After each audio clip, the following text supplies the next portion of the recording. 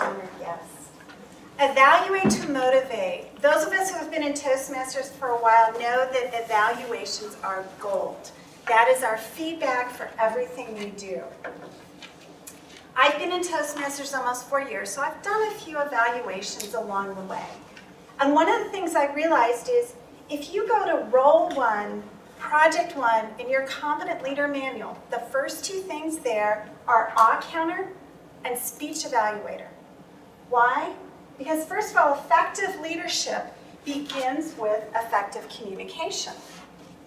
Effective communication begins with effective listening, and effective listening is learned. We're born as babies who talk and worry about ourselves. To be an effective listener, it is a practice, and it is something that we learn. And in Toastmasters, believe it or not, awe counter for me is a hard job because you have to train your ears to listen for things. Same with speech evaluations. But evaluations are great for all of us. First of all, they benefit speakers because they provide immediate feedback. They offer methods for improvement, and they build and maintain self-esteem when they're given correctly, because again, we're all about building each other up. How do evaluations benefit evaluators? When you're evaluating, you are using your own speaking skills. It is another chance to practice. You are practicing composing a mini speech on short notice. It's not quite a table topics, but you only have like about 10 minutes to compose your thoughts and put together a mini speech. And you also practice being an encourager, not a critic. That's what evaluations are, is we're there to encourage each other as we give our speeches. What about clubs? Evaluations are great to a club's success because actually it helps us create a culture so that when someone walks into our room for the very first time, it's a culture of, and a climate of camaraderie, courage, confidence, and what we want to build up in each other. It's welcoming. Who wants to go into a club, see someone torn down, and then be said, yes, you're our speaker next week, can't you? We can't wait to get you up there so we can tear you down. No, that's not what evaluations are for. And it also reminds everyone that every time we speak, every time we walk in that door, it's about practice. It's not about being perfect. Every time we do a new role for the first time, second time, third time, we are practicing. It is not a performance. Now, how do you evaluate effectively? First of all, you need to talk with the speaker. Jill did that before the meeting. What is your project number? What are your goals? What's the time? What do you want me to look for? And get the manual. If the speaker doesn't give you the manual, you as evaluators seek out to get the manual, because how else do you know what to look for? During the speech, when you are the evaluator, you need to show that you are interested. Okay, that may sound obvious, but no, you're not going to be in your phone, you're not going to be taking notes. Put yourself in the position of the speaker and take notes. I'm going to qualify those notes. You want to know what the speech objectives are. And I include that in my evaluations, and I'll explain why. When you give an evaluation up here, choose your words carefully. Be nice. Be kind. It's scary to get up in front of other people. And remember, you are evaluating the speech, the words, not Jason, not Michael. You're evaluating the speech, not us as people. When you present an evaluation, it's your opinion. You are not grading speech class 101.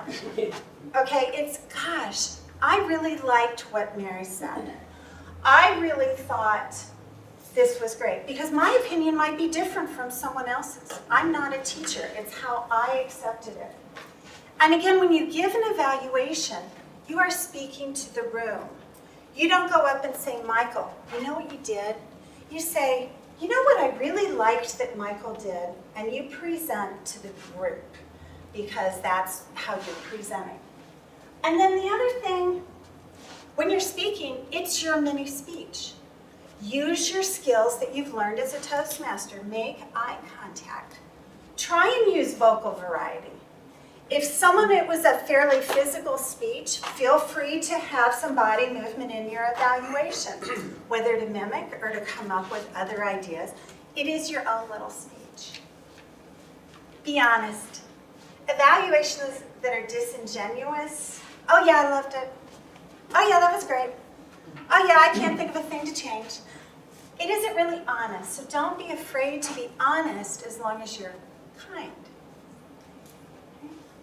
Now, to help others do an evaluation, I wanted to give you a couple things I learned. Evaluations are 3 minutes. When you're speaking, 3 minutes goes fast. So I want to give you one possible outline that you can use when you put together an evaluation of anything. The first 15-30 seconds, an introduction. Hi, great that speech. I really liked what they did intro, and get right into the meat of the evaluation. For maybe the next minute, 45 to 60 seconds, identify, gosh, you know what I thought Michael did really well? And try and come up with 3 points. Okay? 3 points. Why? Because the next minute or so, you want to identify opportunities. Things I saw you did great, but you know what, Jim, if you do this, it'll take that speech to the next level when you give it again. You always want to have more good things than opportunities, okay? Always find at least one more thing they did right than what you would recommend they do better. And then conclude. That's it. It goes very, very quickly when you're speaking, but this structure will help you because you've broken that 3 minutes into 3 equal parts. So if you have not given an evaluation, it's a pretty good outline that has worked. In this club and in others, I've seen 2 key challenging evaluations.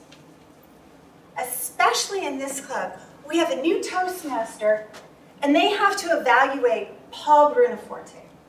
Or you're a brand new member, and you've got to evaluate Don Griffith, who has been in Toastmasters for 30 years. No. Oh, no. Don't come up here and say, oh my God, I'm just so new, and I don't want to.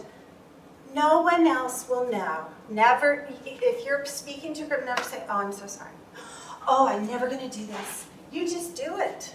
Who cares? Speech evaluator, we all start by practicing. Namaste. Is anyone here to yoga? Okay.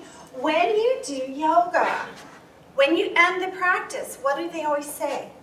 Thank you for allowing me to share your practice. Just get up and do it. The next challenging evaluation, oh my God, the speaker panics. They forget. Oh my God, whatever. So what? Be the encourager. Everyone has a bad day. And just remind everyone that the worst speech you ever give is better than the speech you never give. It takes courage to get in front of people. So how do you practice this? Here's a couple ideas. Evaluate one of your own speeches. In this club, we're fortunate because Don videotapes. But someplace else, hand your phone to someone, have them videotape you just for your own knowledge.